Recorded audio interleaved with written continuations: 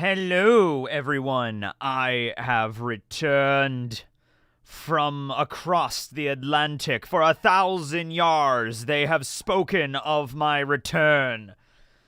And thus I flew on United Airlines and I landed and I'm back now. Hi.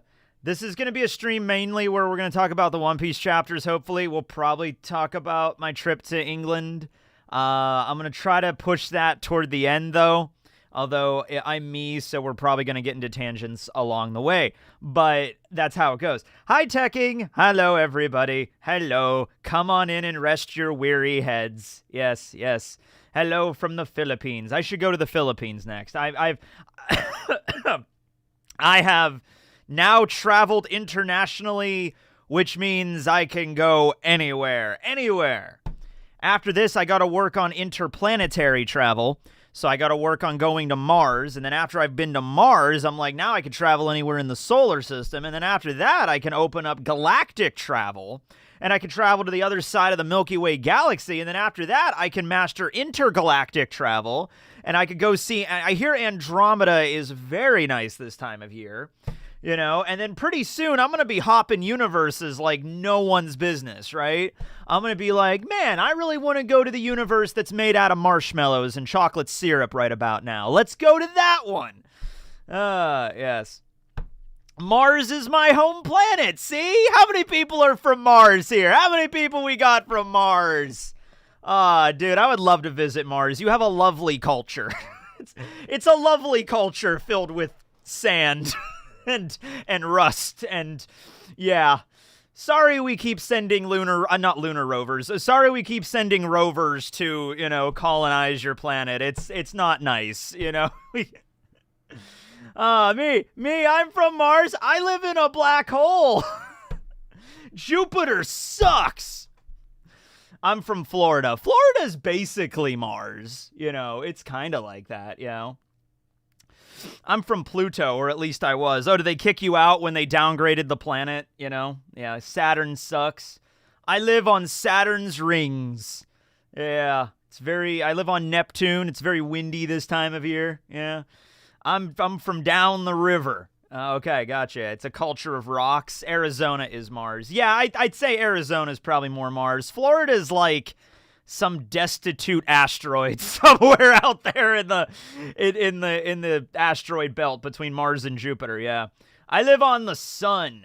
You know, cool. Yes, the sun. It's rather warm here, but if you go at night, as long as you go to the sun at night, it's fine. You know, that's one of the jokes my dad always told me growing up. You know, my dad had these like, I mean, he didn't come up with them. These jokes had been around for a while. But, like, one of them was, like, the screen door on a submarine kind of joke. He would do that a lot. And he would also do the sun joke. He thought that was, like, one of the funnier things. He was just like, hey, how about we go to sun? Well, it's too hot. We'll burn up. Well, we'll go at night. And just, yeah. Those are my dad's jokes. Let's see. Funny, this is the third super chat and also the third time I'm watching a stream in the shower. I mean, I guess. I mean, it's pareidolia. If you're looking for patterns in things, then you're going to find patterns in things. If you spend every day looking up at the sky, at the clouds, you're eventually going to start seeing, like, a bunch of wacky shapes, you know? Dude, okay. I was driving back from the airport to my house, and it was like 3 o'clock in the morning because my flights kept getting delayed in Newark. So my plane finally got to Newark. I got back to State College, which is a regional airport in like the center of Pennsylvania. And then I had to drive back to my house. So I'm driving back and I'm running on like not like I'm okay, but like I'm tired. I'm tired and exhausted and I just want to go home. And it was I was driving home. And the moon was out, I think, fairly enough because there was light. Like, you could kind of make out the lights in the sky, or maybe it was just the light from, like, the cities or the traffic lights or whatever. But I can make out the clouds. And the clouds started to look like a demon face. Like, I looked up at the sky at one point, and the cloud was, like it looked like a mouth and just, like, and I'm just like, oh, God. You know what it actually reminded me of? Hold on. It reminded me of a villain from Courage. Hold on, it was the McPherson Phantom. Yeah, this fucking thing. Yeah, this thing. Yeah, so I'm like driving back at like 3 in the morning and I look up in the sky, and I basically see this fucking thing. It's distorted, but the mouth is kind of the same. Like, the mouth and the eyes kind of looked like that in a cloud, and I was just like, okay, I need to get some sleep now. I need to get home. I'm starting to see shit in the sky. Oh, man. Okay, yeah. Well, there was rain. There was a lot of rain and thunderstorms, which I was glad I didn't have to sleep in a Newark airport, which was not looking, appealing. But anyway. All right, that's enough opening banter. I want to talk about the chapters because I was not here to do the live stream for chapter 1115, and now here's 1116. I will talk more about my trip in London and England. I'll answer all of your questions and everything at the end of this, but let's try to devote at least the next hour to One Piece if we can manage, okay? Let's try to stay on topic for once. All right, One Piece. Here we go. What's the first One Piece question? Barry, come on over here. Vampire Barry. Let's see here. First One Piece question. Do you think he is still building up, or are we at the climax? I don't know what that means, but I'm going to assume it's an egghead question, all right? Egghead is, somebody mentioned that it's getting very close to the length of Skypiea, which is a pretty respectable length. Pretty respectable length for a One Piece arc. Okay. Egghead is currently sitting at... It is currently sitting at... Okay, 1058 is when it started, so 68, 78, 88, 98, 08. It's very close to 60 chapters. And so Skypiea was... What was that? Skypiea was the longest arc in One Piece for a long time. 66 chapters. So we're very close to Skypiea length here. I would say that this is the climax. I would say maybe another 10 to 15 chapters is the finale, is like done with Egghead. So maybe putting it around 70, I think would work. Because we still have a lot of loose ends we need to tie up here. I mean, the Straw Hats have yet to even gather together on... Like, Zoro and Jinbei are still running toward the Sunny. We now have 3 of the Gorosei that are up in the Labo phase. The Iron Giant is coming into play in a big way now, because we now know that the visual Denden Mushi is either inside of it or being guarded by it in some way. It has to be inside of it. Yeah, I would say the climax is fair. Yeah, what's on your wrist? This is a One Piece, the X mark from Alabasta wristband. What is Crocus thinking right now? Yeah, so, this is something that I didn't mention. I just kind of went with the Rayleigh drunk thing of just like, oh, let the new generation have an adventure, which I think is definitely part of it.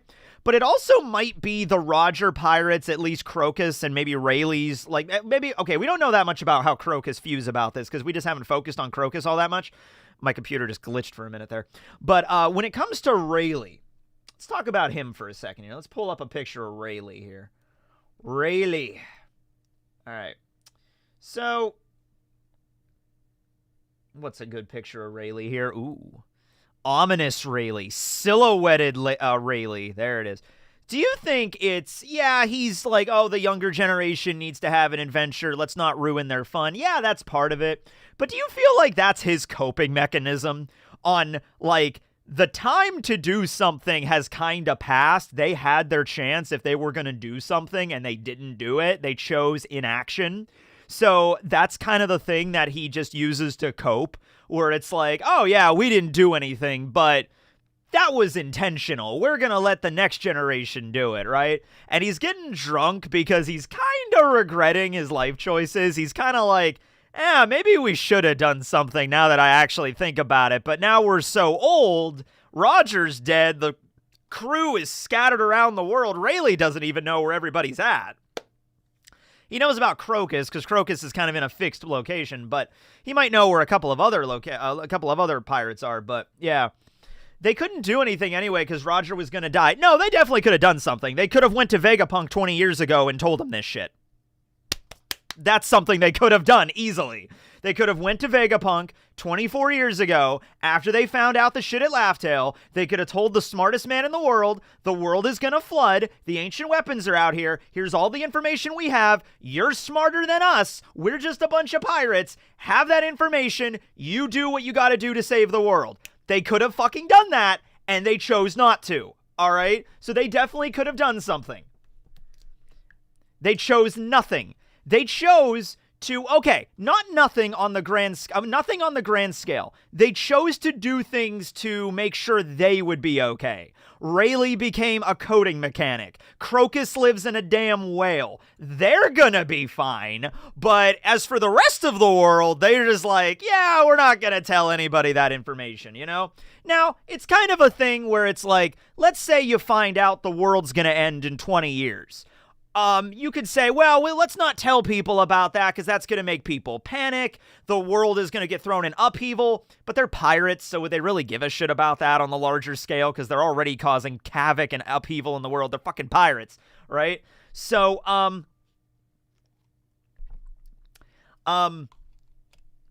maybe they were like, yeah, we don't want to do that. We don't want to tell people the world's going to end in 20 years because that's going to cause more problems. So we're just going to like make sure we're individually okay.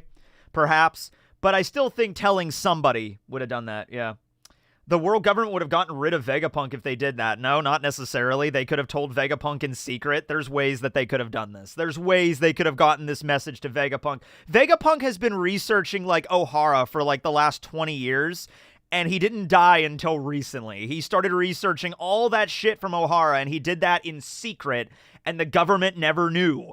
So they didn't know about Saul's surviving. They didn't know all the books are on Elbaff. They didn't know about him researching this shit until very, very recently when York spilled the beans. That was when the government found out. So there was definitely ways that they could have done this. Yeah. Vega Punk has been in contact with Dragon fairly regularly. Apparently the government didn't know about that, you know? So there's definitely ways they could have told Vega Punk. Yeah. When will Elbaff start?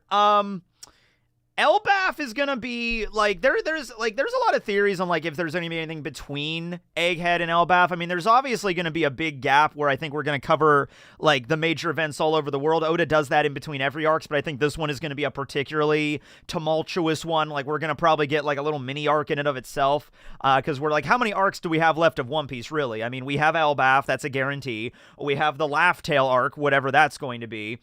Maybe we have like some war arc, even if it's tied to Elbaff. I'm not tied to Elbaff, but tied to Laughtail. We have an epilogue, you know, but what other than those, like, other than like Elbaff, Laughtail, and a guaranteed epilogue, like what else is like, oh, like they go to the moon? I would love for them to go to the moon.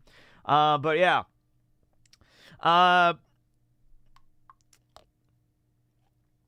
Yes, but the books there were like 500, and then they said nothing. What are you talking about? And then they said there's nothing. They said there's nothing? What are you talking about? There were like 500, and they said there's nothing. I don't understand what that means. There was a lot of information in the books that Vega Punk gleamed. It's just that it took him time to like coalesce the research together and get everything. He was working not with a full deck, but if Vega Punk would have, if just one of the Roger Pirates would have went to Vega Punk and told him this stuff, he would have found out about this shit 20 years ago, and he might have been able to do something about it. Yeah. That's why he said in the last chapter, why didn't the Roger Pirates act? Why didn't they tell anybody about this? Because if, you know, you give Vega Punk 24 fucking years of prep time on this shit, he might have been able to come up with something, right? But he just found out about a lot of this shit recently. Lodestar, yeah. Lodestar also. So we got Laughtail, we got Elbaff, we got Lodestar. We got, hold on a second. Yeah. We got, you know, there's like a final war, but I'm assuming the final war is going to be part of the Laughtail arc. Like, that's going to be one giant arc. It's just going to be, we find the One Piece. Also, there's a war included in that. Yeah. That we will go to Sphinx next. You know, I would always love them to go to Sphinx. I don't think that's going to happen at this point. I think if they were going to go to Sphinx, it would have been one of the islands after Wano. Could a brief stopover at Sphinx be fine? I mean, I guess. But the Straw Hats don't really do much of those. I mean, it's not like, when I say a brief stopover, I don't think there's going to be an arc that's like Zoe is a pretty brief arc. Zoe was like one of the briefest stopovers on an island, ever since the East Blue, right? When the arcs were comparably shorter. And Zoe was only like 30 chapters or so, something like that. I think it was less than that. I think it was like 25 or something like that. I don't think Sphinx arc, if they go to Sphinx, would be that long even. Like maybe like 2-3 chapters if Oda wants to do that, because like there's really nothing else on. Like they go to Sphinx, they see Marco.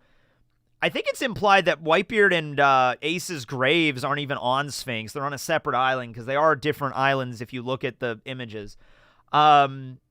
So I don't see them going to Sphinx anymore. Marco might. I think Marco's just going to sit there, man. I think he's just going to hang out because last time he left, all that horrible shit happened. Yeah. Yeah.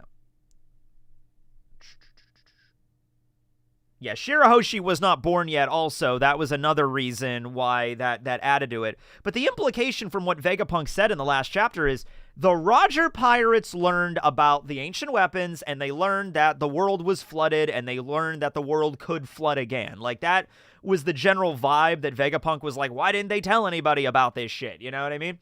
So, yeah, Marco deserves to just relax. I agree with you. Marco deserves to get retirement after all the shit he's been through. Yeah.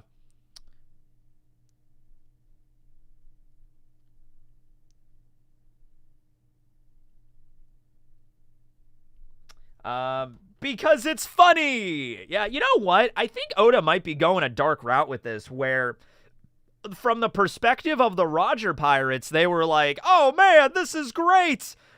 But then it turns out that's like, yeah, your laughter and your desire to see the next generation shine may have resulted in the deaths of millions of people.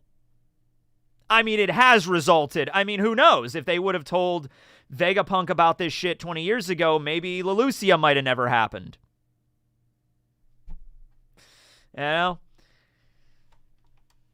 Now, they're pirates at the end of the day, Roger and his crew, obviously. They're not heroes. They're not scientists. They're not out there to save the world. But they still have a conscience. They still have the sense of guilt. And I think Rayleigh is feeling that a little bit. I think that's why he's getting blitzed right now. Because he's like, maybe we could have saved some people. Oh, well, whatever.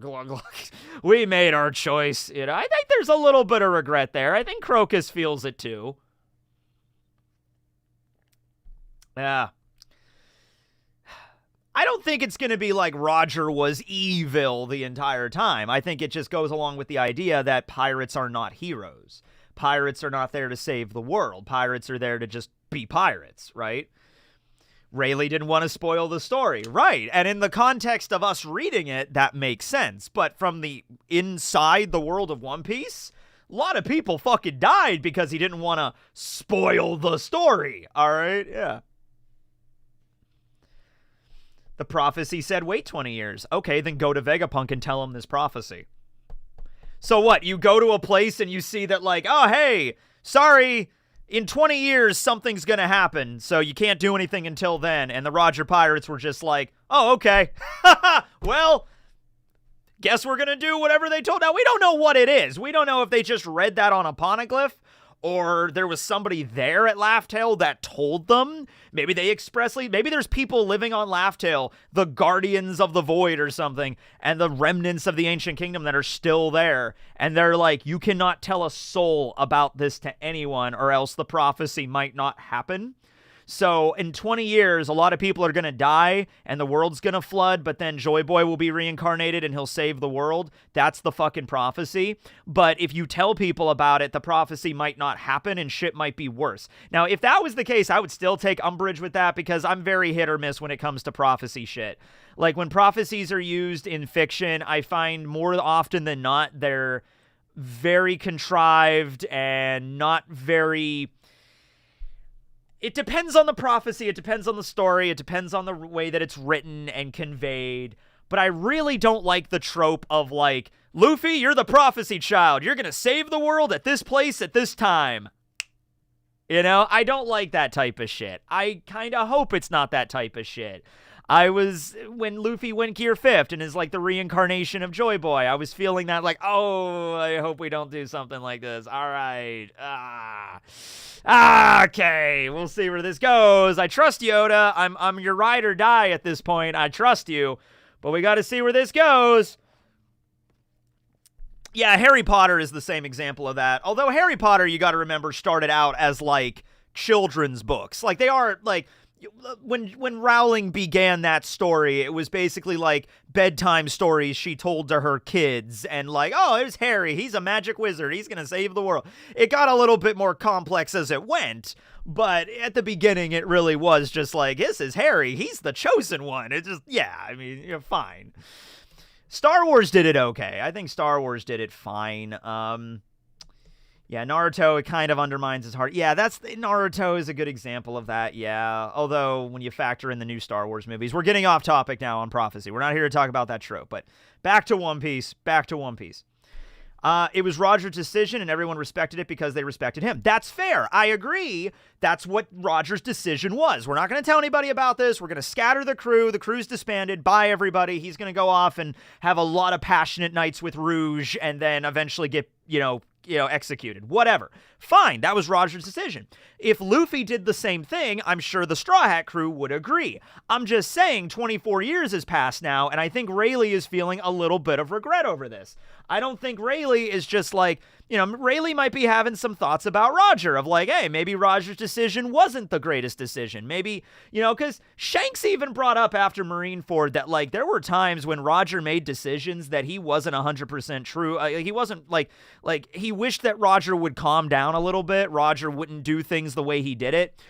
He was a human being at the end of the day. Roger was not some kind of like, oh, I'm an omnipotent god that knows exactly what to do in every situation. Roger made some decisions that I'm sure bit him in the ass every now and then. It's just that he ended up coming out as the king of the pirates, so I guess he won his story. But the idea is that Rayleigh is there getting drunk. He's like, hey, leave it to the next generation, right, Roger? He's like talking to a ghost of the past, Also, Roger was about to die, exactly, so he might have just been like, fuck it, matey. He might have just been like that too, yeah. What I do love about this overall, though, is the way that Oda is depicting these characters having fucking flaws. All right, like, these characters are not perfect. They make mistakes. They make decisions that make you question, like, why would you do that? Why wouldn't you do this? Why would you take inaction over action? Yada, yada, yada. And there's going to be more of explanations into this, I'm sure. Like, we're eventually going to find out more of the story of when Roger saw whatever they saw on Laugh Tale and why they laughed and the ultimate decision on why they chose not to tell anybody. We'll find out about all that shit. But until then, we just basically like, hey, they made a call. Roger made a decision. The rest of the crew trusted his decision. It might have been the wrong decision, though. It might have been a mistake on Roger's part. But Roger's dead now, so we don't know how he feels about this, all right? Roger is dead, and I thank Oda that he doesn't use, like, ghosts and shit in this story, outside of Perona. But, like, we're never gonna have a Jedi ghost, a forced ghost of Roger show up in front of Rayleigh and be like, Rayleigh, we made mistakes, matey. We should have saved the world. We're never gonna have that. Its decision was made. Might have been the right decision, might have been the wrong decision, but you gotta fucking live with it. And that grounds it more in reality. And I like that shit. I like those aspects of the fucking story, all right? Brook is not a ghost. He's a skeleton, damn it. Vega Punk yapping about it to the world might not be a good idea either. Yeah, look how apprehensive Sengoku was. Sengoku was, there's going to be an ad in about 10 seconds, by the way. Sengoku was there munching on rice crackers just like, oh, this is bad, man. This is bad. This is holy shit. Suru, I don't know what we're going to do. I don't know what we're going to do. A lot of you just got ads. Some of you didn't, but an ad just was inserted just there, Yeah. Okay. So,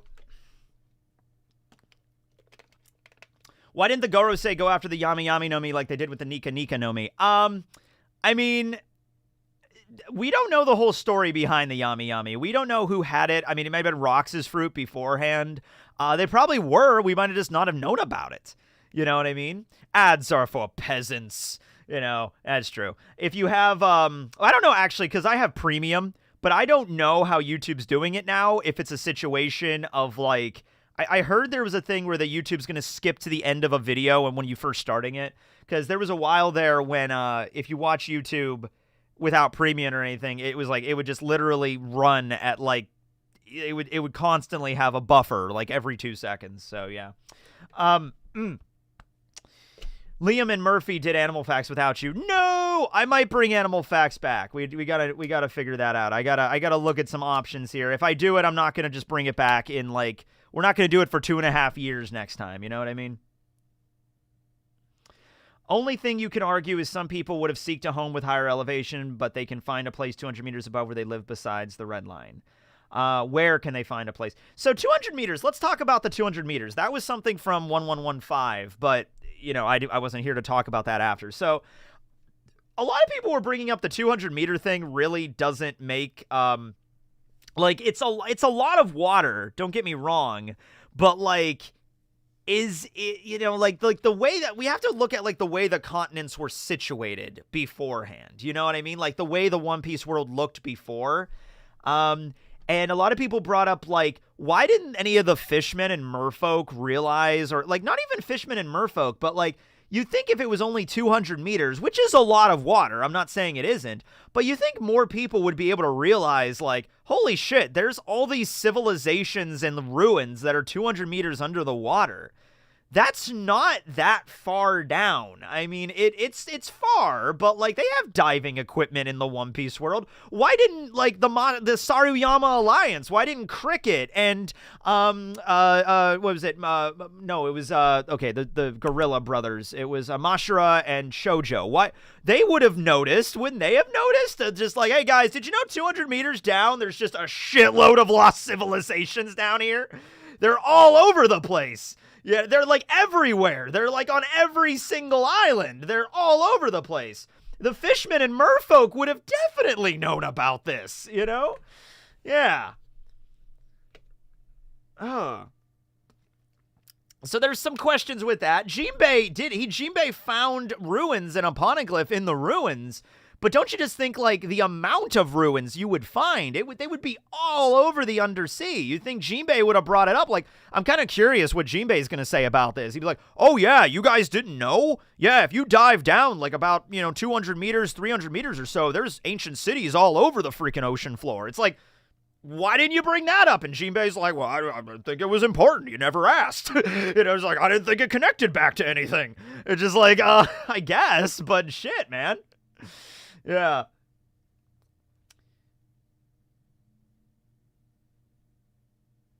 The diving equipment during Jaya was jank. I mean, it was jank, but it was enough to get down to the ocean floor. Oh, yeah. Speaking of Jaya, let's talk about that scene right now. Because I think some of the dots are connecting here. All right, there's a thing in One Piece that, listen, there's theories every now and then. People will point out little moments in the story where they'll be like, hey, this means something, man. This random scene means something. And then nothing ever comes of it. And you know how Oda is, right? Like 700 chapters could go by before something is finally fucking referenced, right? So let me see if I have this in my files. I'll look in the Jaya geography video. Maybe it's in here. If not, it might be in the South Blue file. I want to look up something here. If not, give me a second and I have to pull some shit. But yeah, like here's the Saruyama Alliance. Like these guys were divers for a living. They were literally diving to the ocean floor to find a lost city of gold. They would have definitely seen some ruins down there. Yeah, Blazer is already ahead of me. Yeah, you Blazer's ahead of me. Sanji found Lily's picture. Yes, that's what I'm referencing. Just give me a moment. I gotta go through all my geography videos. All right, let's see what we got here. If it's not here, I'm gonna have to look. St. Brice, that was from the South Blue, right? That was where it originally came from, right? Yes. All right, hold up. Okay, so this ship right here. So this is the St. Brice. This is a ship that was trapped in the sky and on a cloud, on one of the drifting island clouds that they use for punishment. And the St. Bris is 200 years old, correct? That, I believe, is the age we were given for that boat. Okay. So, I'm going to have to find the exact image here.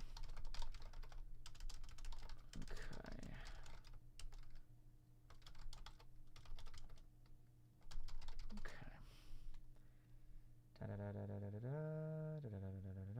Here we go. Yes, right here. So, it fell from the sky.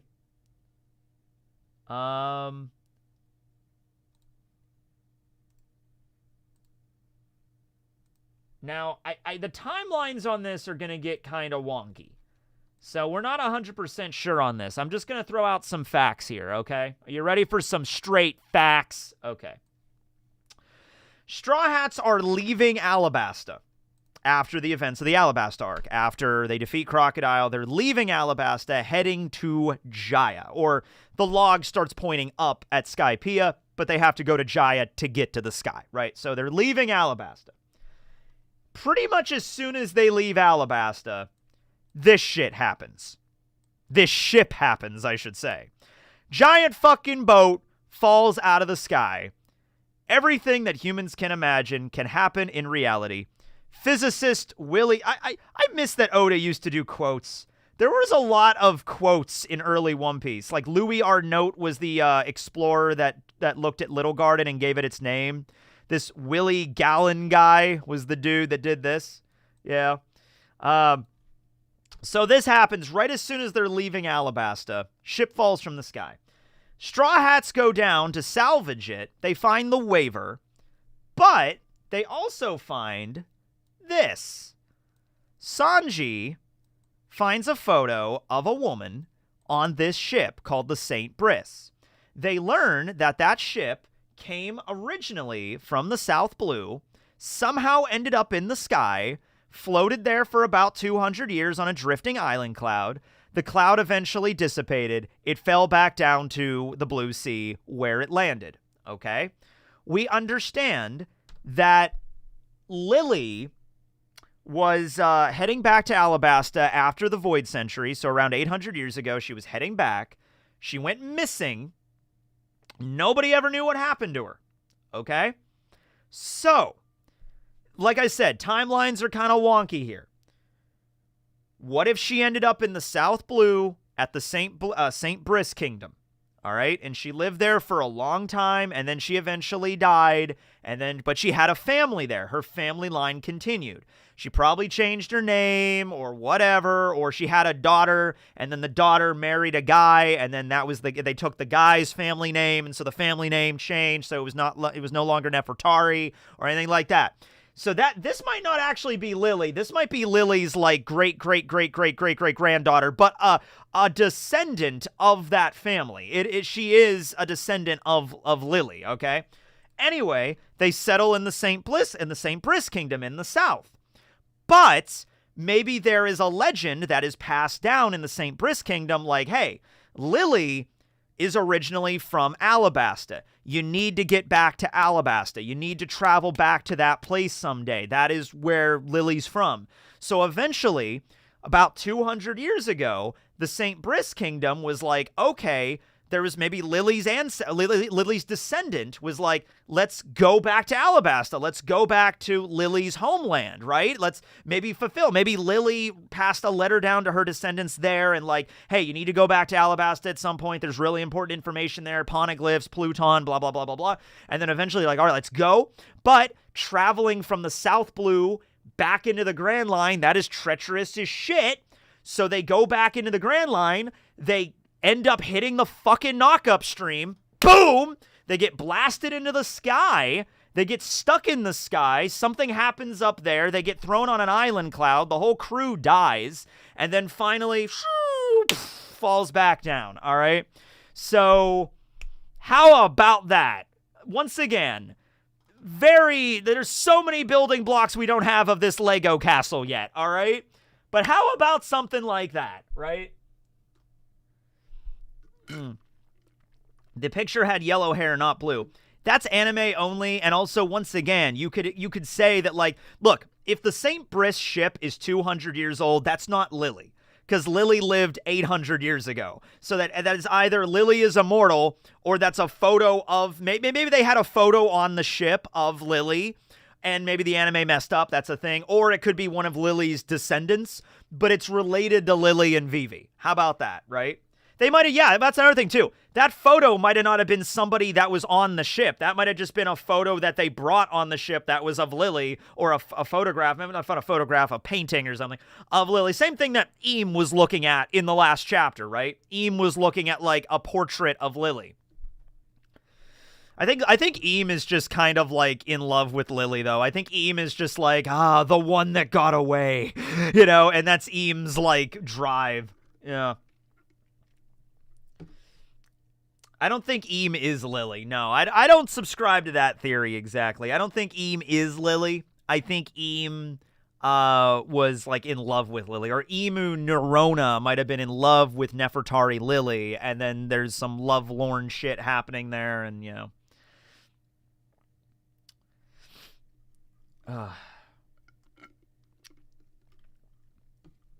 No, I don't think they have to. I don't think the Straw Hats have to go to the St. Bliss Kingdom or St. Bris Kingdom. I don't think they have to go there. There's other ways that you could reference it. You know, the Straw Hats don't have to go all the way there to learn about it, right? The Eam Simp. Emu Simpu.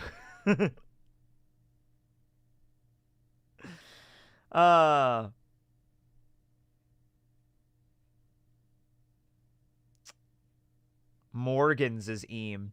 Morgan's might not be Eam, but there is a thing with Morgan's that I saw some people pointing out. Hold on a minute here.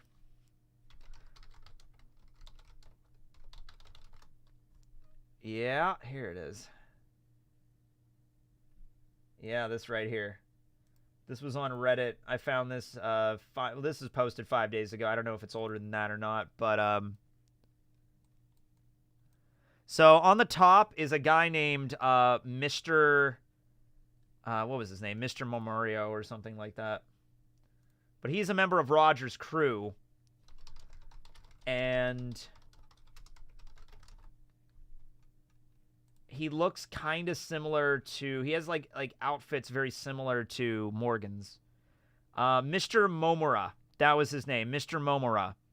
And I don't know. I mean, the ages actually do match up, because Morgan's is like in his 50s right now, I think. Morgan's right now is 53. So at this time, he would have been 29, like 24 years ago. He would have been 29.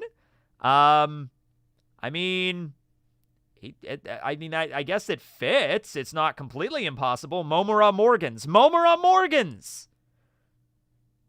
Or maybe Morgan's Momura. Maybe why the reason we only found out his name was Mr. Momura is because Momura is his last name and Morgan's is his first name.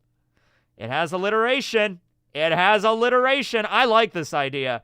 I'm all for Mr. Momura being Morgan's. Because I made a video not too long ago talking about Morgan's, and I mentioned in the video, like, the reason Oda has not revealed his hybrid or human form is relevant. Because now, number one, he's a, I was using it as, like, the idea that he's a journalist, so he could transform into his human form and walk around and get the stories, and no one would know he's Big News Morgan's. And then he goes back into the ship and turns back into a bird, and the public knows him as a bird, right? So it makes sense as a journalist to not take that form, but it also makes sense if you are one of the most wanted fucking pirates in the entire world to not go back into your human form ever again. That makes a lot of sense. Wouldn't he know all the history? I guess he would, yeah. And he's a journalist.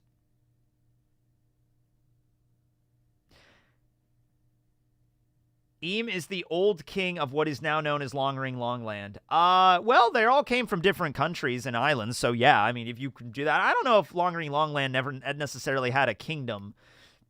I guess you could say because of the way the islands are laid out, like if you lower the sea level, it's even a bigger island in the center because it's all a bunch of rings, and then they connect, and then high tide, low tide.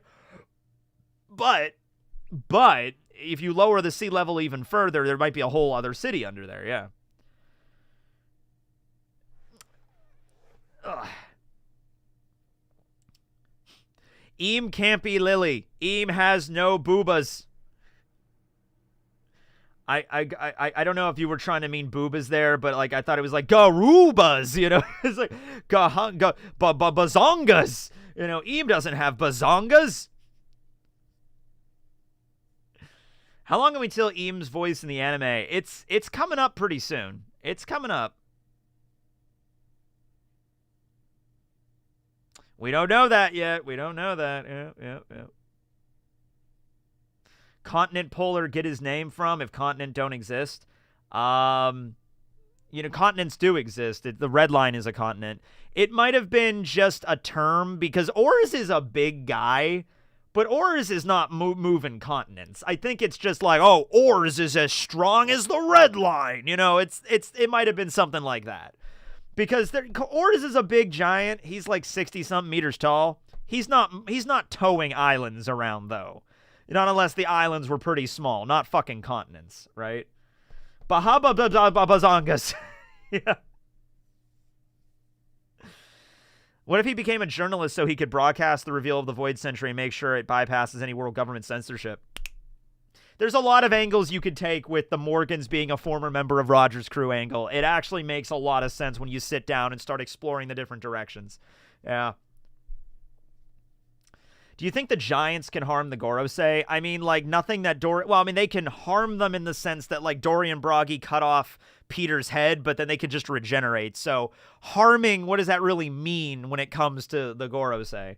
I want to see a scene, though, where Ethan comes down with the sword to attack the Iron Giant, like he tries to split it in half, and he can't cut it. Like, it hits the Iron Giant and maybe cuts it a bit, but it won't go through. And we've seen him cut everything else like butter, but he cannot cut this thing, all right? I want to see that shit, yeah. Morgans is too surprised at every news story for him to already be known the history. Right, yes. He gets super excited over every single news story. Every news story is, big news, oh, more big news, more big news, more big news. He gets excited over everything, so it kind of makes you a little bit questionable of like, wait a minute, what if the reason you're doing that is to kind of like, you know, if you get excited over everything, then if you do have the real big news, then it would just fit along with everything else, you know? The biggest chest is definitely Zoro's. So, no, it actually isn't. Boa's chest is bigger than Zoro's, but Zoro's was very, very close to beating. It's number 2. Zoro's a solid number 2. I still love that Oda did that. Oda was like, what's Zoro's chest size? I have not seen reincarnated as slime yet, no. I guess, yeah, the giants, in terms of humans, then yeah, it's Boa. In terms of giants, probably so far it would be like Girth or any female giant. We don't know any, if we ever see a female ancient giant, it would probably be like that. If Ivankov uses the hormone ability, the estrogen shot on San Juan Wolf, then San Juan Wolf would have the biggest boobs, I guess. I have a feeling that Vega Punk gives us one more piece of juicy details. What last piece of information do you think Vega Punk will reveal if you keep? Okay, so yeah, I think because they know where the message is being broadcast, the message is going to end prematurely. So what's probably going to happen is we're going to get one more piece of information. Then there's going to be a piece of information that's going to be teed up, and then immediately the message is going to cut out. That's probably what's going to happen, right? I'd say that's fair. At this point, we've learned enough about the Void Century that I think, okay, this is sufficient. This wasn't like, hey, everybody, I'm Vega Punk. I'm about to tell you something about the Void Century, and then the message cuts out before we ever learn about it. We did learn enough shit that I think is, is going to shake up the world in a big fucking way. So from this point onward, everything else is a bonus. Maybe Vega Punk will go on to explain what, like I would love it to be like, what I think the D stands for is, and it just cuts off. Yeah. We get the name of the kingdom, then something else cuts it off. Yeah, something like that would be fine. Something like that would be good. I'm going to go through some super chats here. See what we got here. All right. Super chats. Eam can't be Lily. I answered that one already. Juicy details. Thanks for the 20, Edgar. Yeah, I think either name of the ancient kingdom, something about the will of D. One of the big questions we've always had about the One Piece world is going to be teed up and then immediately cut off. Yeah, something like that. Thanks to Noah for the 2. I think Zunisha will come to Egghead to save the crew, still believing Carrot joins the crew. You can still hold on to that fever dream. I've given up. I've given up on that dream, ladies and gentlemen. It's not going to happen. Carrot's not going to join the crew. I've given up on the dream. Don't make me go back. Animal facts. Yeah, I got to get... I might start back that up again. Just got my Geography is Everything shirt. Goes really well with my One Piece button-up shirts. I got a bunch of shirts at the con. They're actually in the dryer right now. I'm doing a load of laundry. So I got a bunch of nice really shirts at this one stand. I do most of my shopping at anime conventions because it's hard to find shirts that I like in like regular stores. You know, they're too boring. I find most of them too boring or too generic. You know. I think Vega Punk made the announcement right before going to the Giant, right after Shaka talked to the Revolutionaries. What's your timeline of this? It would have had to have been very, very close because I think there's one line of dialogue where Vega Punk says something along the lines of like, I predict that there's going to be an earthquake in the next couple of, like an earthquake with rising sea levels in the next couple of days. If that happens, then, you know, we know that this is accurate. But then he also mentions that Lelucia was annihilated. So, like, where's the timelines on this? So, the sea level rising did not happen immediately after Lelucia. It wasn't like Lelucia was shot and then in the next hour the water rose. It was... the Lelucia got destroyed, and then over the course of the next several days, that's when the sea level rose by a meter, okay? So, Vega Punk recorded it before all of the events of that happened, which means he might have recorded it like 2 days ago, or like right before the events of Egghead is when it was recorded. Obviously, Shaka and Pythagoras were still alive at the time, so yeah, I think it was right around there. Why do we need the visual Denden Mushi? What do you mean? Why do we need the visual? Well, the distribution Denden Mushi is the thing that Vega Punk is using to live stream to the world. That's a new invention that kind of just happened. In terms of visual Denden Mushis, some people are using them. Some people are just using the regular Denden Mushis because they can't afford the bigger ones. So happy to have seen you in London. Thank you for signing my straw hat. I remember you. Yeah. Taking photos and talking to me. Much love teching. The D&D was great. Yeah, that was fantastic time. Thanks for coming on by. It was nice to me. I met so many fans at MCM. It was the best time. Have been trying to ask you this question for a while. Have we seen a monkey fruit yet? Nope, not yet. Not yet. Funny, this is the third super chat and also the third time I'm watching a stream in the shower. Well, I hope you enjoyed your shower. Oh, here's more. There's a couple more. Okay. Zunisha and Robot betrayed Joy Boy. I think the Straw Hats were surprised with Luffy's dream. We'll do the same thing that OP will have a sad ending. I mean, you know what? If One Piece has a sad ending, I'm okay with that. I'm okay with the ending not being some happy-go-lucky, like everything works out at the end of the day. It's all good. I'm okay with it being kind of like, yeah, Luffy becomes the king of the pirates, but like at what cost? Or the world is still... in a tumultuous thing. Not all the problems are solved as soon as Luffy becomes the Pirate King. You know what I mean? Like, I'm okay with that. Here's a thought. I think the warlords have to give blood samples to world government each time they did world government orders. That's why S-Snake loves Luffy, because Hancock gave blood DNA at Marineford. I don't think it has anything to do with, like, you know, Hancock fell in love with Luffy, and then the government extracted the blood, and that love for Luffy is in the blood, and then injects it into, makes S-Snake out of it. I don't think that's the case. I think it's just, like, Hancock would have always fallen for Luffy, I guess. I guess that's just her type, okay? And so, because S-Snake is a clone, she exhibits the same behavior, you know? But yeah, the government definitely took blood samples of the warlords, you know, probably when they first joined. I'm sure there was, like, a physical and shit, yeah. Was the One Piece D&D Isekai D&D panel at MCM recorded? It was recorded by Briggs's phone, so he has the footage of that, but he's in Paris right now, so might be a while until that's uploaded, a few more days whenever he gets back. Do you think remaining Vegapunk, Lilith, do you think remaining Vegapunk, Lilith, and Atlas will join the Straw Hats to Laugh Tale? They'll definitely go to Elbaff. they might just hang out on Elbaff, and I think Bonnie and Kuma are also going to stay there as well, because it's probably one of the last safe havens of the world government. So they're going to probably hang out there for a bit, and maybe Atlas and Lilith, and then Kaku will stay there as well. They'll hang out on Elbaff. But why do we need video? What needs to be showed to us? Why would audio not just work? What needs to be showed other than Vega Punk bowing?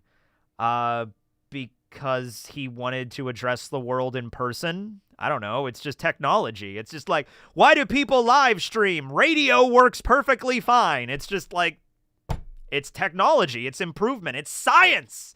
You know? Video killed the radio star, and then podcast came back from the grave and shot TV in the back of the head. You know? Like, that's just how it goes, right? Yeah. Pretty soon we'll have shit beamed right into our brains. But yeah, it is audio too. I mean, you could use audio if you want to. Vega Punk wanted to address the world. He wanted to bow to everybody. He wanted to show his sorrow. But yeah, thanks for the super chats, everybody. Quasar. He wanted to put Morgans out of business. That's another thing too. He wanted to address the world in person. That's exactly right. Yep. I'd rather not have shit beamed into my brain. Well, it doesn't matter what you want. It's gonna happen. I love in Futurama, they just beam commercials into your dreams, which is totally something that would definitely happen if they could. Yeah, they just start, you're just dreaming about floating in the middle of the ocean while eating some ramen next to, I don't know, samurai, like a fucking Samurai Jack or whatever, and you're just hanging out, and then all of a sudden an ad for instant, like instant ramen shows up in front of you. It's like, try instant ramen. It's like, ah, shit. Light speed briefs. Yeah.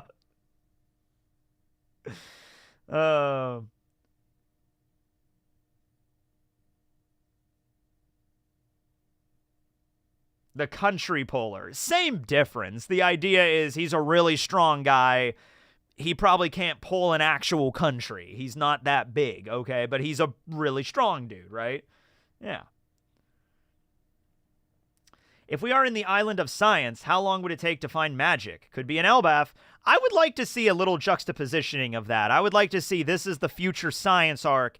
Next up, we're going to Elbaff, which is all about Nordic mythology. Like, here's, you know, Othin's magic spear that always hits its mark. Here's Mjolnir, the hammer of gods and lightning, you know, like the god of thunder and rock and roll, you know? Like, I want to see that kind of shit in the next arc. Yeah, for sure. Some good, you know, contrasting things between magic and science. Especially if the Vega Punks go with them. You know, you have Lilith and Edison there and Atlas maybe figuring out, like, oh my god, how does this magic hammer work? You know?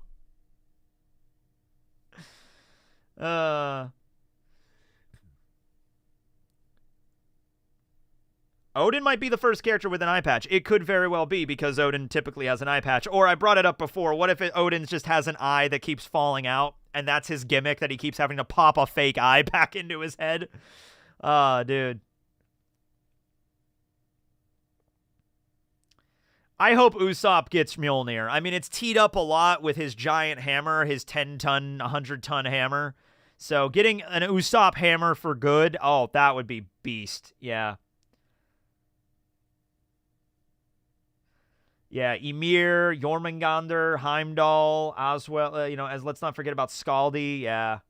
Loki, of course. Freya's probably going to be there. Not to be super negative, but these past few chapters really feel like an underwhelming exposition dump, not to mention a false sense of tension with just yet another countdown to disaster trope. I don't mind the countdown to disaster tropes. That's not something that's not a trope that doesn't bug me. That is a trope that doesn't bug me. The prophecy stuff bugs me. It's just everybody has different preferences on which tropes piss you off or, like, you know, are a pet peeve. That's not one of them for me. It just isn't. I mean, okay, let me bring something up here.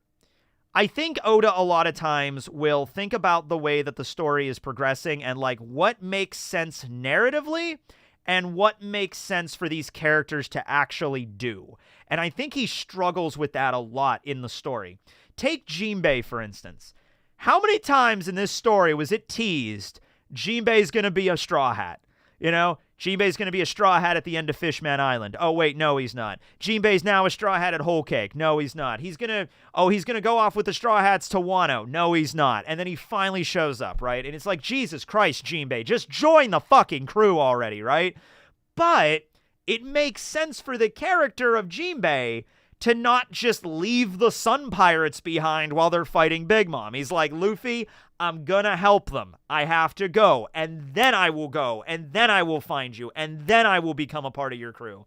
So I could see Oda being like, yeah, it makes sense for Jinbei to join right now, but it also makes sense for him to go back and save the people that he literally was a pirate crew with for, decades, okay? So it might be the same thing here, where, like, Vega Punk knows all this shit about the Void Sentry. He's a smart guy. He wants to tell the world. It's like, okay, well, does he tell the world this? Or narratively, do we not do that because that'll reveal too much about the Void Sentry? And it's like, well, no, it would make sense for a Vega Punk's character to do this. So even if it does kind of, like smack the narrative a little bit in the ankle, maybe this makes more sense for him to do that. It's like the characters kind of take on a life of their own kind of thing. And I'm okay with that, because we're not going to find out everything about the Void Sentry. And by the way, I never wanted to learn everything about the Void Sentry in one giant exposition dump. You think this is an exposition dump? Imagine if we didn't learn anything about the Void Sentry, and then we finally get to Laugh Tale, and then we have a huge-ass exposition dump where everything is dropped on us at once. Like, we go from 0 to 100 like that. I wouldn't have preferred that. I would prefer to learn, like, this might only be like 10% about the Void Sentry we're learning about right now. The rest of it we're going to slowly piece together, and then the final pieces are going to be in the puzzle when Robin finds the Rio Poneglyph. Yeah. It was great meeting you at MCM. You're a real swell guy. Well, thank you, Evil Dalek. At MCM, I mentioned Monet's mysterious tattoo. Google for image thoughts. Oh, yeah. You mentioned that. I had no idea Monet even had a tattoo. Let's see here. Monet had a tattoo when she was a human, I think, because she had she had the wings when... Let's see here. I do not see a tattoo on her. It must be on her other arm. Hold on a second. Let me look on the wiki. Yeah. Here we go. Oh, she only has one in the manga. Okay. That makes sense. Because it's not in the anime. It's very subtle in the manga, too. Oh, wait. Oh, no, it's all warped. All right, hold on a minute. Let me do this.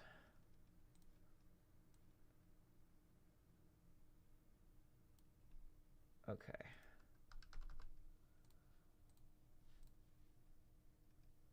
All right, so there's a tattoo of Monet. Yeah, I'm not really sure what that is. It just looks like a couple of, like, flames and stuff. I don't know. Maybe that'll be relevant. Maybe it won't be. Looks kind of cool, though. Yeah. So it got left out of the anime, if nothing else. Why doesn't Robin tell the Straw Hats what the Poneglyphs say? They never asked. I guess if they asked, I'm sure she would tell them. Maybe Nami knows. Maybe Nami asked her. That's the thing. A lot of times, a lot of interactions with the Straw Hats take place off screen. Like we can assume that, like, when Brooke joined, the Straw Hats kind of brought him up to speed on a lot of the other stuff they'd done. When Frankie joined, to be like, oh yeah, this one time we went to Alabasta. Like, we can assume that happens, but it never really is on screen. Luffy never cared anyway. Yeah, Luffy doesn't give a shit. I don't think Zoro would give a shit. Usopp would care, I think. Frankie would care. Sanji would definitely care, because he would care about anything that Robin says. Chopper might, like, start to pay attention, but not, like, it goes over his head, really. But yeah, I'm sure if, like, Nami or Usopp or Zoro or anybody walked up to Robin and was like, hey, what was the poneglyph that in Skypiea? What did that say? And, like, I'm sure she would have told them. Yeah. Poneglyphs say drink more Ovaltine. Yep.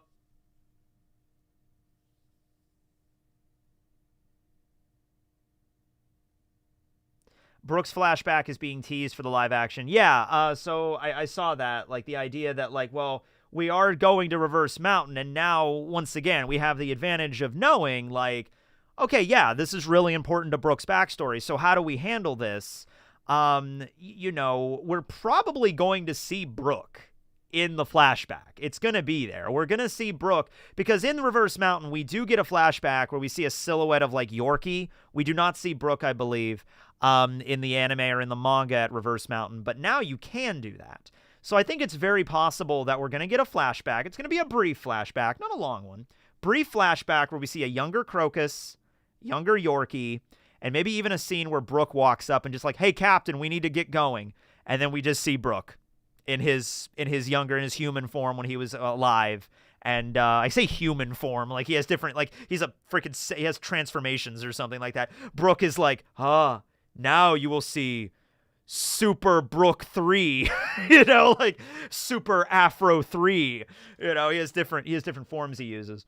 Yeah, we'll probably see him there, and I think that's fine, because if it's a flashback, we'll see Yorkie, we'll see Brook as a person, and then he gets, you know, properly introduced way later. Yeah.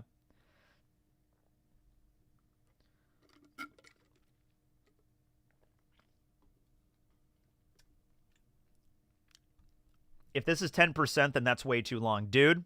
This series, man, different strokes for different folks. People enjoy different things, but I'm telling you what.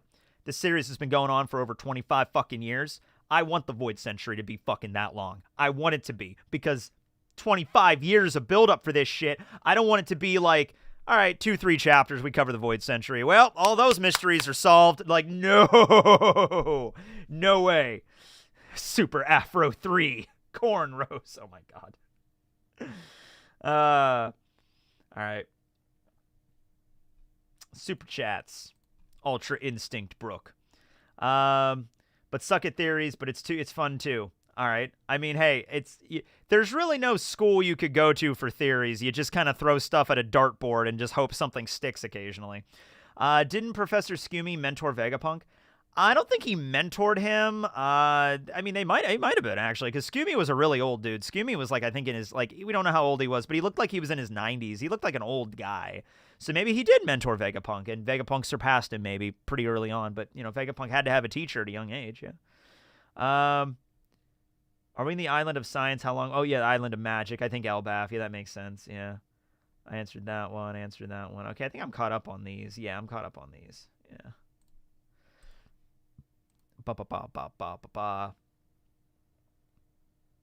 Yeah, the Void Century can be a year long, and I wouldn't complain. Here's the thing, though, and I understand this isn't for everybody. I love it when you have a lot of world building and a lot of exposition. Maybe not like exposition dumps, like dumping stuff, but I like it when there's a lot of background information on a story. So, like, those chapters of Hunter x Hunter where, like, it's mostly just a light novel. It's not even manga at that point. It's just text. I read all of that, and I'm enthralled. I understand if it's not for you. I understand people complaining, like, there's way too much text here. This isn't even a manga chapter at this point. I get it. I understand that it's not for everybody. But for me personally, Oda could do a 100-chapter backstory arc on the Void Century, and I would be enthralled every single week. While everybody else would probably be like, all right, this is a little bit, we didn't need this much. And I'm like, no, give me all of it. Give me all of it. I want the world building. If you have a good writer that knows what they're doing, I want more of that shit. Yeah. We've seen items with devil fruits before. Mr. Four's dog, Lasso, and the elephant sword. That's Funk Freed. Could the giant hat Emu had a special fruit too? That'd be really funny if the giant hat is an animal and they threw it in the freezer to, like, keep it frozen so it can't move around anymore. That would be very, very cruel. I don't think the hat has a fruit, but, dude, that would be funny. Yeah. Yeah, honestly, if there's, like, after One Piece is concluded, if Oda wants to write, like, the One Piece equivalent of, like, the Silmarillion, like, I would buy that shit. Like, I could see Oda doing that, honestly. I could see Oda, after the conclusion of the manga, sitting down and just, like, or getting somebody to, like, giving somebody notes and shit like that, and be like, here's the Silmarillion of One Piece. Here's all the background shit for every character that I wrote about. I just never had a chance to really flesh out, really. You know? Also, keep in mind, if these last few chapters have been seeming kind of repetitive and things like that, ultimately, these are meant to be read in a tankobon format. So reading week to week and with breaks and everything in between, reading, in a book like one after another, the message is going to flow a lot quicker and a lot better when you're reading it in the volume format, for sure. So when we get to that, it'll be different. Dude, but I love this so like when I was in Newark a couple days ago, my flight was delayed by it was supposed to get there at 9. It didn't end up boarding until 12:30. So it was like a 3.5 hour delay in the Newark airport. Well, actually, it was longer than that because I got there. I was waiting for my flight at 7:30, and I did not get on the plane until 12:30. So that was 5 hours. So what I did was I was working on my D&D campaign, and I wrote up the next session, and they're entering this underwater city where the Swahagan live, like shark people, basically. And I had 5 fucking hours to kill. So I'm just there, like, developing an entire culture for the Swahagan. Like, I'm like, what sports would they play? What kind of education would they get? What was their caste system like? What about their religion? The religion ties back into the plot because it involves, like, the Kraken and shit, where I'm going with my story. So I'm just there in the Newark airport, just creating a whole background culture for these shark people. I came up with a layout of a design for their city and just all this shit, and it's like, yeah, man. So I love that type of stuff. I love world building. So give it to me, Oda. Give me all the world building. It only appears in that one panel, the same page we see other pages left arm. Yeah, I don't know. It might just be a thing Oda scribbled on. I try not to think that like every single thing Oda includes in the story is like high foreshadowing for something earth-shattering. Sometimes Oda might just be like, yeah, I'll give Monet a tattoo. Why not? Yeah, it looks cool. And it might just be that and nothing more. You're reminding me I need to do more D&D prep for my game. You can never do enough D&D prep. Even if you can do as much as you want, you'll still fuck up. But that's what D&D is. You'll still miss stuff. Last night we had an encounter, and there was an enemy that if you melee attack it, you get poison damaged, and I didn't even I forgot to read that part, and then it was like near the end of the battle. It's like, oh yeah, you guys all take 7 poison, whoever stabbed it, because there you go. So yeah, you can try to prepare as much as you want, but stuff's still gonna slip by. Yeah. The whole world turns upside down. I'm not writing a fantasy story. I'm just doing a D&D campaign, but we're getting close to the climax of like the first arc of it. So I'm working on that. In fact, the next session should be the last one of this particular arc, depending on how it goes.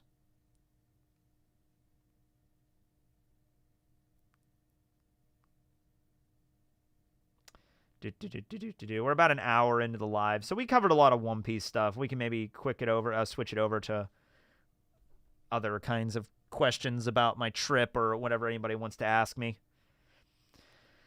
Galley-La might have a role to play when it comes to the Noah, like fixing it up and stuff like that. Or the Noah could, I don't know if the Noah will necessarily, like, Galley-La, like, combine together with it right now. But once everything is on the surface, which is what Fishman Island, like, all the people are going to evacuate.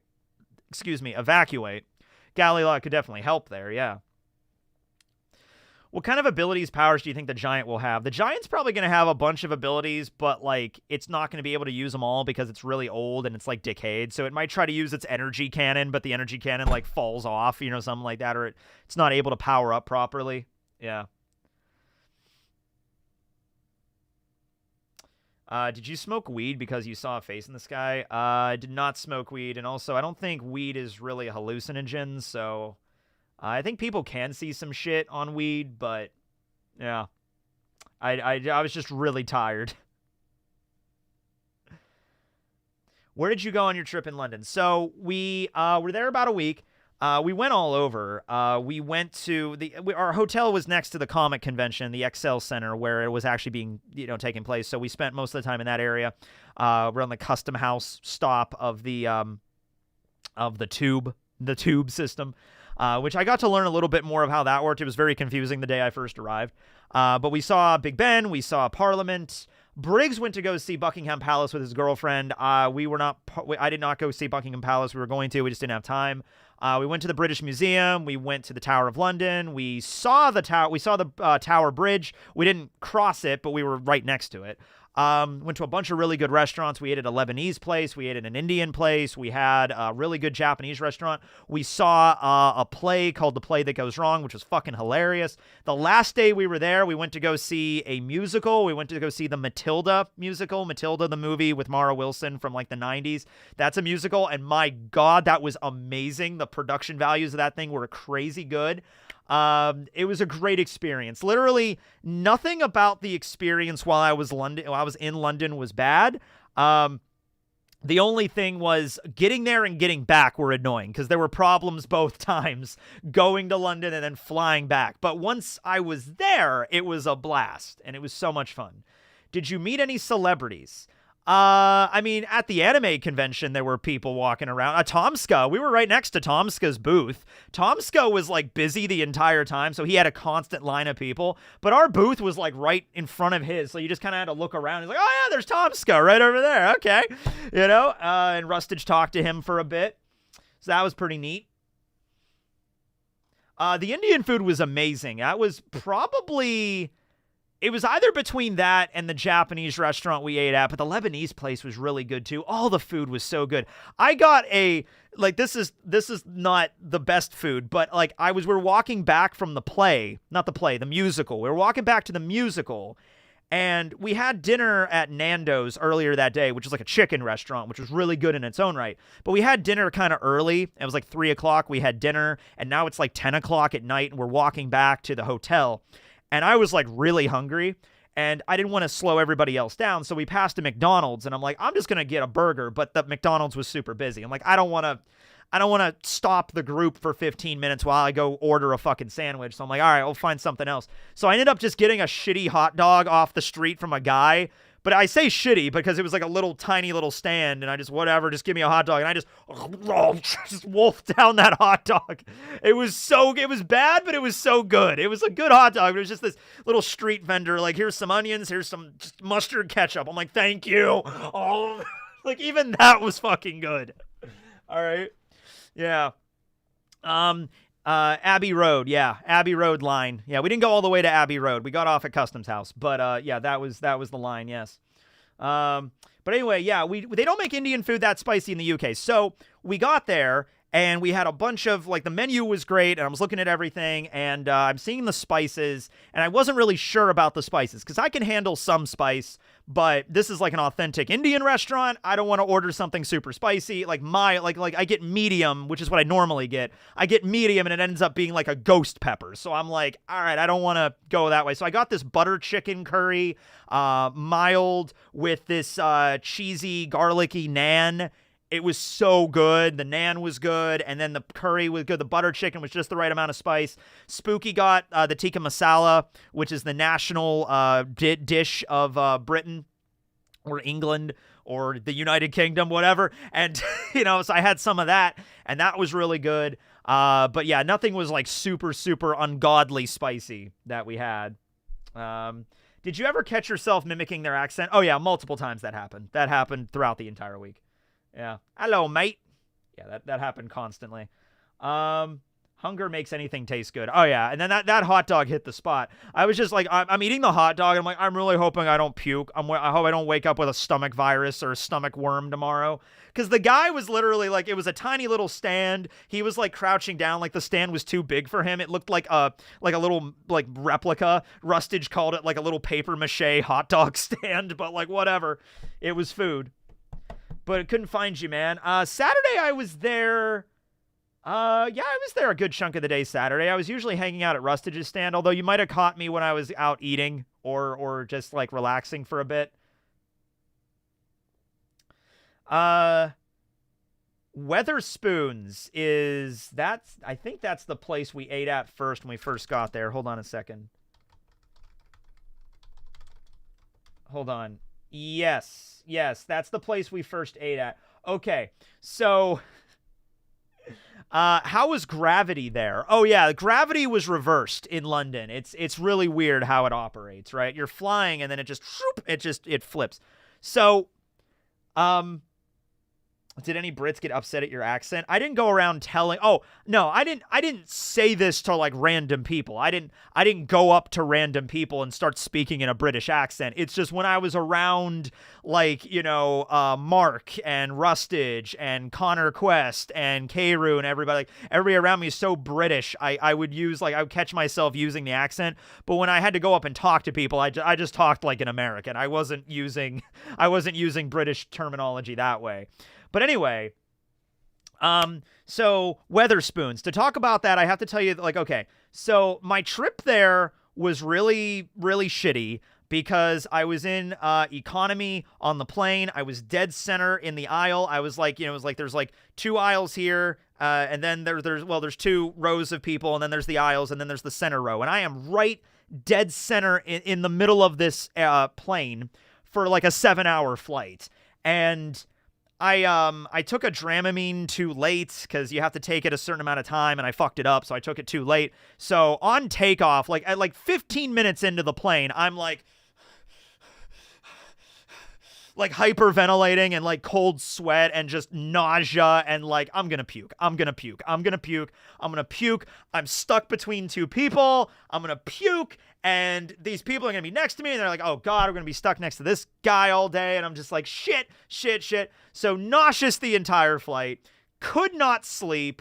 Could not really even relax. My back hurt. You can't stretch out. You can't, you can't really do anything. You're just crammed in like a sardine. I did not puke, but I came very close to puke. It was basically 7 hours of nausea with very brief intermittent periods. I couldn't eat anything on the plane. They gave us some food. They gave us a breakfast sandwich at first. They put it in front of me, and just the smell of like the breakfast sandwich was like, like enough to almost make me gag. So did not sleep. We get to London. I get out. I go through UK customs and all that. We do passport shit. I meet Rustage and Spooky. And at this point, I'm feeling like better because I'm off the plane. I've had time to sit down for a bit. I've had time to drink some water and shit.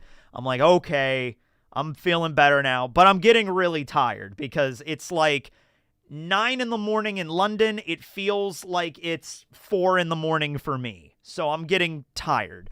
But we have to stay up. So I'm trying to stay up as long as possible to fight the jet lag and shit, right? And we can't even check into our hotel until 3. So it's 9 in the morning. So it's like, all right, you got to stay up for like at least 6 or 7 hours until we can get in the hotel, and then you can take a nap or whatever. And like, okay, let's fucking do this. So I'm wearing shorts and a t-shirt. It's cold and rainy. I only packed 1 pair of pants. That was on me. A lot of things I did not plan properly on this trip. I have my backpack I'm carrying around London. So it's a bunch of things added together. It's nausea from the plane, exhaustion, just like physical exhaustion from like just walking around, but also mental exhaustion from just like everything. I'm hungry because I haven't eaten anything, but because I have the nausea. So we go to Weatherspoons because I'm like, all right, I need to eat something. And Rustage and Spooky are like, yeah, if you get some food in you, you should probably be okay. And I'm like, yeah, I probably will be all right. I need to get something in me. So we go to Weatherspoons. I get an English breakfast. This was the first thing I ordered. English breakfast. We got sausage. We got eggs. We got hash browns. We got mushrooms, tomato, beans. Everything looks amazing. And it's this older, very thick accented British woman that delivers it. Like, here you go, love. Here's your British breakfast. And I'm like, oh my God, it looks so good. Thank you so much, ma'am. And I start eating it, and it's good. British people love their fucking hash browns, and so do I. I love sausage. I love hash browns. It's great. And I'm really, really fucking hungry, as I said. So I start scarfing down this meal. I'm like, oh my God, that's so good. That's so good. That's so good. About 10 minutes later, I put the plate down, and I'm just like, oh, okay, I'll be right back. And so Spooky and Rustage are playing the Isekai card game, the Vistoria card game, because they're playtesting that next to me at the table. I'm eating and just... And then they're playing the card game, and I'm like, excuse me, where's the toilet? And they're like, it's upstairs. And I go upstairs, and I puke. I just puke. Like, multiple times into the toilet. Like, all of it. The entire British breakfast I just ate. Just gone. Oh, dude. And, so, if you're ever in London, go to the O2, which is this giant dome mall thing. There's like a mall inside of a dome. It used to be an arena. There's like a movie theater and a bunch of restaurants. If you ever go into the Weatherspoons in the O2 and go upstairs into the men's bathroom and go to the first stall on your right, Tekking puked in that toilet. There you go. I'm on the floor in this place like, oh God. My body is like yelling at me profusely. Oh, dude. So after that, I felt good though. Well, here's the thing. I would have just puked on the plane. Here's the thing. On top of, I've had nausea and motion sickness my entire life. Part of that is the anxiety of I do not want to puke in front of other people. I do not want to be the guy that starts puking in front of, like, can you imagine being on a plane stuck next to somebody for 7 hours and they start puking? Like, you'd feel bad for them, but at the same time, it's like, oh God, that's making me sick. Oh God, I could smell the puke. I don't want to be that fucking asshole. Even if it's not my fault, I don't want to be that guy. So I've always developed this anxiety about, like, I don't want to get sick on a bus or a plane or a train or anything, anywhere there's a bunch of people packed in. Not because I just don't want to get sick, but because I don't want to ruin other people's fucking time. I don't want to make other people, because there's some people, if they smell puke, they puke too. I don't want to be that guy, right? Yeah, so there's that. So after I puked, though, I felt fine. I felt good. It's just, we went to go see Big Ben. We saw the London Eye. We saw Parliament. I took a bunch of pictures of them. I was really out of it at the time, though, so I was like taking pictures like a zombie, like, yeah, Big Ben. Okay, cool. Yeah, that looks neat. You know, but I'm at the same time like reeling, like, and then finally it was 2:00. So I have been up for 25 hours at this point. And that was the moment where it was like, okay, I cannot go any further. I need to go back to the hotel. I maybe we could check in early. We went back. Thankfully, they let us check in early. We went up to our room. I collapsed on the bed and immediately just did not move. I'm like, I'm not moving from this spot, all right? And Spooky and Rustage, they went out again. They were staying up a little longer. I was like, all right, I'm just going to stay in this bed. And I took a shower and I went to sleep. I slept like 5 hours. I woke up and my body like reset. And I was like, okay, I'm good. And I felt fine for the rest of the trip. The rest of the trip was fine. That was the first day that sucked. The first day to suck with the combination of everything that happened, okay? What other countries have you been to? None. That was the only one.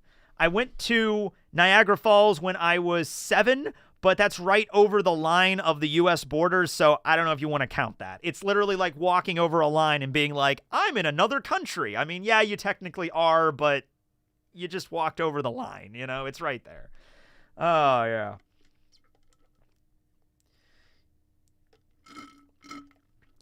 How do you rate the chances Oda will introduce a TCG and Elbaff for how they determine power in a Duelist Kingdom tournament? Oh, like there's just an Elbaff card game. You know, Oda has introduced so many other tropes in this story. Anything is on the table. I don't mind. I don't think a card game would really fit at this phase in the game, but I'm not saying you couldn't do it. We do Duelist Kingdom in One Piece. Sure, fine. I love Yu-Gi-Oh. Oh, man. So that was an experience. Yeah, that was an experience. You should go to Jamaica. I'm going to Mexico with my mom this October. She won a prize on a TV show, so we're going to that.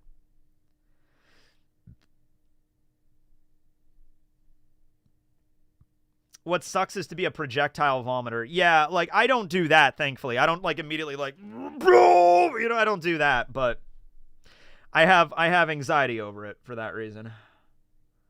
Yeah, Mexico is awesome. Yeah, I'm looking forward to it. And I'm probably going to be going to Japan next April. The latest My Hero Academia chapter. I'm not going to spoil it because we're nearing the end of this stream anyway, and it's, you know, that's another discussion. But yeah, I think I might do a stream on my thoughts on My Hero. I think a stream about that series is warranted now that we're entering the final. Now that we had the last chapter, I think I'm going to do a stream where I discuss it. We're going to a resort in Mexico. We're not going to a city or something. I mean, it is a city, but we're going to stay in a 5-star resort that whatever she won on the the TV show. They gave her like all expenses, 5-star paid resort. Here you go. And it's just like, okay, great. And I was looking it up, and it was a really nice looking resort. So it's like, yeah, we're fine. We're just gonna stay there. Yeah, we're not gonna wander off into into Mexico. Yeah. The resorts are fairly safe because that's where all the tourism money comes from. Yeah, Horikoshi's doing more chapters. This isn't the end. It's like the epilogue arc, which is probably something that Oda is going to do as well. Yeah. We'll be okay.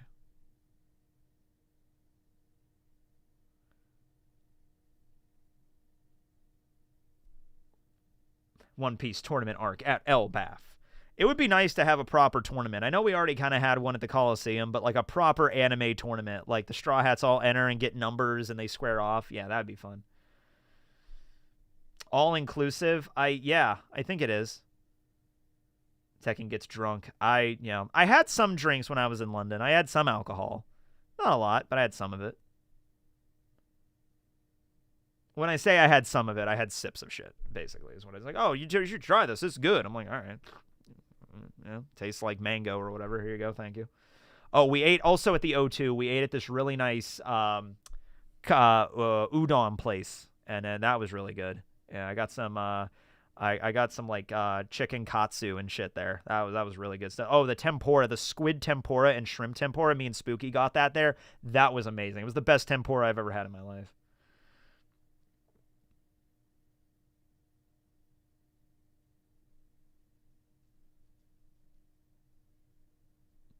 Udon, prison, flashbacks. Yes. Where at? It's in the O2. The O2 is like a big, giant, like, I guess the way Rustage explained it was originally meant to be an arena, and it still kind of is, but they converted it mainly into like a mall. So it's like a picture like an arena, but you go in and it's mainly a mall. And it just has a bunch of shops and a bunch of shops and boutiques upstairs, and then downstairs just a bunch of restaurants in like a giant loop. It's really good. I didn't try the fried cheesecake. We ate at a Japanese restaurant. I think it was called Eat Tokyo. It was near where we had the play. The play was The Play That Goes Wrong was the name of the play. And there was a Japanese restaurant that I think Keiru had recommended, like right down the street. So we all went and ate there. And it was close to closing time, but we got in like an hour before the kitchen closed. So we got some food, and it was really good. So many good meals in London. Yeah, it was an arena for Robot Wars before the 2000s. Yeah, that's what it was, yeah. Yeah, I don't think I'll be able to go to Teotihuacan this time in Mexico, but I do want to go to Teotihuacan someday, yeah. This time, I think we're just going to stick to the resort.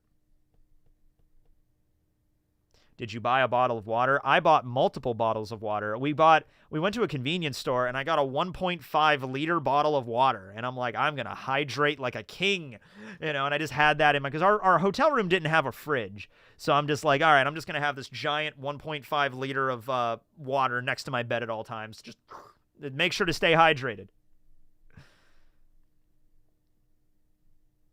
But yeah, there was a convenience store right down the street, so that was pretty cool. We could just go down there and grab whatever we needed, a little corner convenience store kind of thing.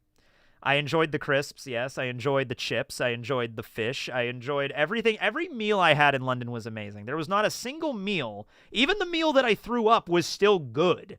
And I had a British breakfast. I had the proper British breakfast because the hotel had that like buffet style every morning. So I had multiple British breakfasts every morning, and it was fine. It was great. Yeah.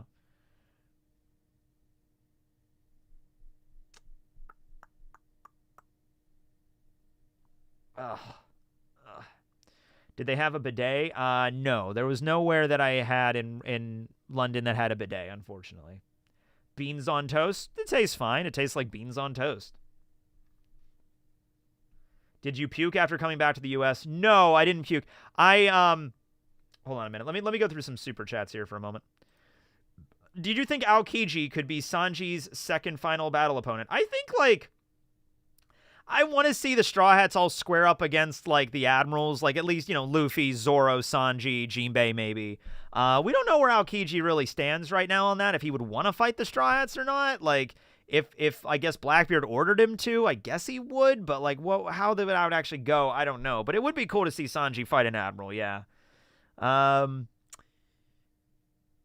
I was at MCM on Saturday but couldn't find you. I'm sorry. I will be back, though. I will be back to London, absolutely. Now that I know the process. Everything will be good. Maybe Joy Boy was a fishman and wanted to seek the world. Maybe, yes. I'm really liking the idea that Oda's not playing with the, like, these guys are the evil guys, these guys are the good guys objectively. Like, there's a lot of... Both sides might be evil here. Both sides, once we learn everything, we might conclude that, like, oh, they're both fucked up. You know, like, that might be the conclusion we arrive at. They're really messed up, and it resulted in destroying the world. They're collaborative fuck-ups. Yeah.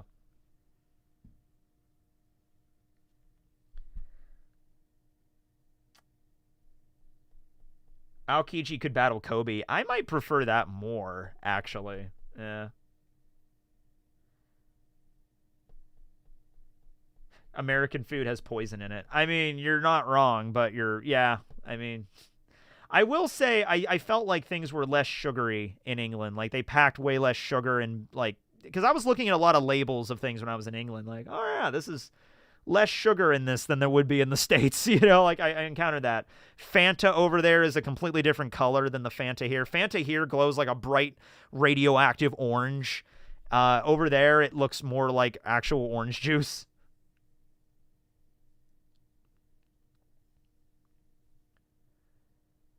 I like savory breakfast more than sweet breakfast. I am never the guy that goes to Denny's and gets like a giant stack of sweet pancakes with whipped cream and maple syrup. I can't do that first thing in the morning, man. I need eggs or toast or hash browns, sausage or bacon. I can't do like super sugary pancakes first thing in the morning. There's just no way. Yeah.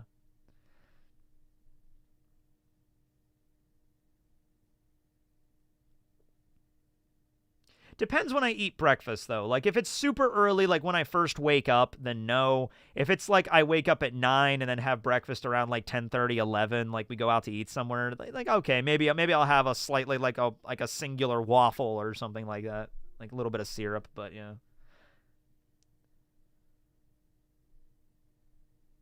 I can't even eat breakfast. I find food disgusting that early. So me too, usually. I woke up usually around 9 or 9:30. I was in a room with Spooky. Spooky and me shared a bedroom. And he usually would sleep in till like 10:30 or so. I would wake up. The breakfast closed at 10. So I would always try to get to breakfast every morning because I knew that like I gotta eat something, because if I don't eat something, we might not have lunch until like 2 or 3 in the afternoon. So I gotta get food now, because we're going to go in a big group and we're going to be walking around, and I don't know what I'm going to eat next. So I was like, I always tried to get a good breakfast in every morning, even if a lot of times I woke up and I was like, I really don't feel like sausage right now, but I'll be fine. And I like shambled my way downstairs and just sat there and ate some food and went back upstairs and played on my little emulator, my PS1 emulator I have. I was playing Yu-Gi-Oh! Forbidden Memories most of the time. You know, Spooky and Teching fan art, go! Just like, yeah. Spooky's a cool dude, man. He's an awesome guy. Yeah. If the world was sinking, what about the all blue? Well, I guess that would be the all blue then.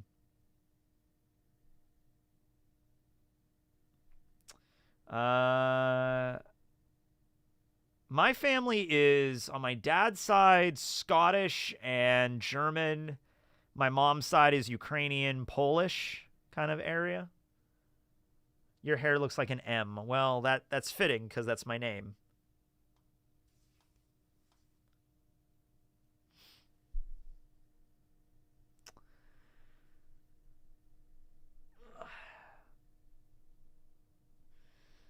Yes, we saw the Rosetta Stone. We tried to go to the British Museum Monday, but we got there too late, and it was kind of busy, and we didn't get in. The next day, the last day, Tuesday, was the last day we were there. We went to the British Museum. Then we went to go eat at Nando's. Then we went to this really cool... oh, wait, no. The comic book store was Monday. That was Monday. We went... where did we go after Nando's? We went to Covent Gardens. That was it. We went to Covent Gardens. We had a really nice little... I had some coffee. I had a latte and a nice little chocolate cake. I splurged. I had a little bit of dessert. I had more dessert than I usually eat, Usually when I'm at a restaurant and they're like, would you like dessert? I'm like, no, I'm good. But here I had a lot of chocolate. I had more. It's a vacation. I was like, I will have that chocolate cake, sir. Hold on a second. I have a picture here that I think I'm going to make my new like Facebook profile picture or something. Because, yeah, we went to Covent Gardens and we were hanging out there for a little bit. And then we went to go see the musical with Matilda. Yeah. Yeah, the comic book store was Forbidden Planet. That was the one that had the manga. Like, a lower level was all manga. That was really freaking cool. And I bought a bunch of shit. I bought Apothecary Diaries. I got... They made a manga out of Les Miserables. And I'm like, I got to check this out. I bought the new volume of One Punch Man because that was out. I bought the first volume of Blue Exorcist because I'm going to try to read that now. I always own the second volume of Blue Exorcist, but I never owned the first volume. So I was like, I should probably finally buy that. Yeah. Forbidden Planet was so overpriced. Forbidden Planet to me wasn't overpriced. There was manga for like best. You get 3 manga for the like get 2 price of 3 kind of thing. So I thought the prices were fine.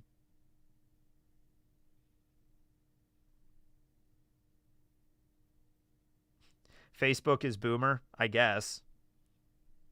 Well, I am a millennial. Tower of London, that was fun.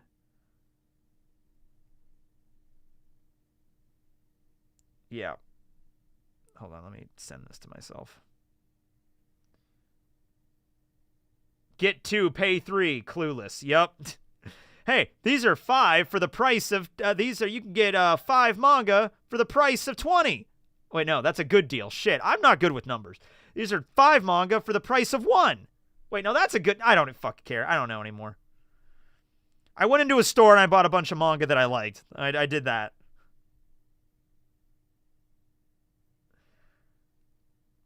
Yeah, boomers did not have social media. That is true. That is true. They didn't have social media in the 60s.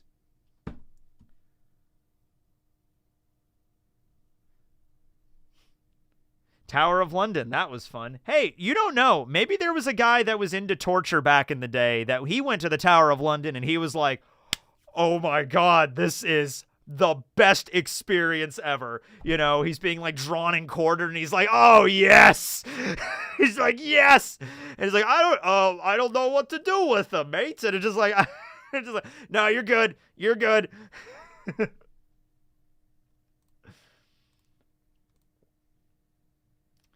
Oh, man. What was it? About an hour and a half. Yeah, I'll be probably ending this stream soon. But I'll be getting back into the videos. I got to make a video about Roger's crew and a bunch of shit. Just a lot of stuff. A lot of stuff. This is the picture when we were in Covent Gardens. Let me flip it. Let me flip it. Rotate. There we go. I was like, that's me enjoying my lovely latte with a chocolate ice cream brownie in this very nice little corner of the place. Yes. It wasn't tea, it was a latte. But, yeah.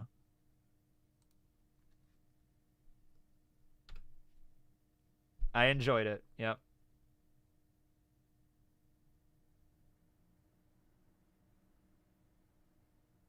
Ah, yes, sir. Would you like a latte? Actually, the only person at the table that ordered tea was Spooky, and they never brought it to him. They brought us everything else, and then like 10 minutes went by, and Spooky's like, didn't I order tea? And it's like, yeah, you did. And it never showed up. It never happened. Such a British pick of you. It's very British, yes. The Flowers makes the pick. Yeah, it was a very nice little restaurant area, yeah. All right. Well, yeah, I think that's good. I'm actually going to go make some coffee right now because I'm kind of feeling that. How well do you think Blackbeard could take on Big Mom? In what way?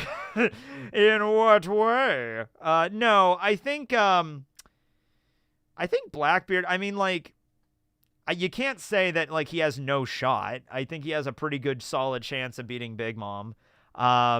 Especially if you consider if he touches Big Mom with his power, would Hera and Prometheus, like, just and Napoleon just like stop working, like deactivate, you know?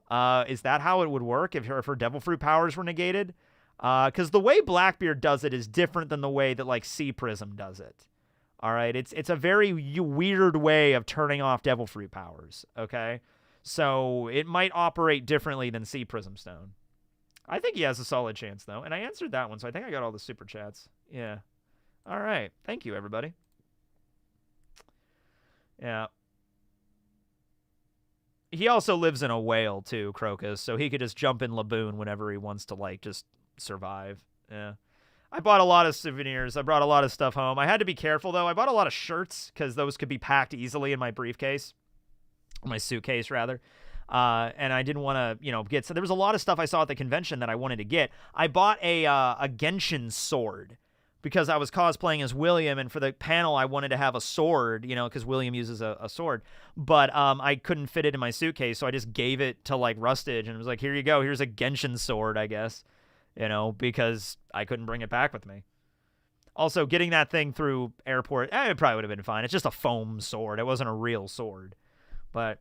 yeah, that was London. I have more stories I will tell in the future, and I got to get back to videos tomorrow. Apologies for the week off. I mean, I put up those other videos, like the past videos. I was keeping an eye on those. Some of them you guys seem to enjoy. But yeah, that was fun. So I knighted Rustage. I guess I did. He is Sir Daniel Rustage now. Anyway, thanks for watching, everybody. Thanks for all the super chats. And there's a break next week. Or this week for One Piece has a break, right? Let me just double check that really quick. I'm fairly sure. Yes, there is a break this week. Okay, so maybe next weekend I'll do a stream on My Hero, because I actually do have some opinions on My Hero and stuff like that. We'll go into that. But yeah, until next time, everybody. Teching 101 signing out. Later, all. Do do do do. End screen music. Do do do.